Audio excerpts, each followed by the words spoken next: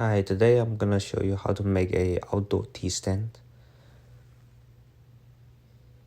I have some leftover lumber from building a deck, so thinking might be better just build a tea stand and sofa myself.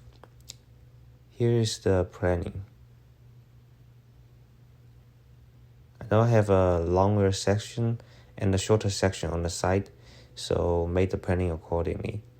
I started cutting 8 pieces of 21 inches, and then 4 pieces of 12 inches and 2 pieces of 17 inches.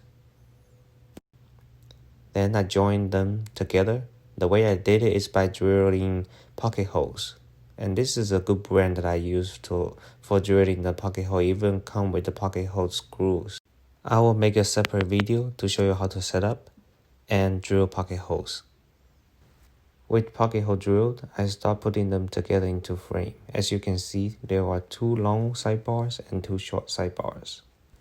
I highly recommend to lay out the pieces of surface first to make sure the patterns are aligned and desirable.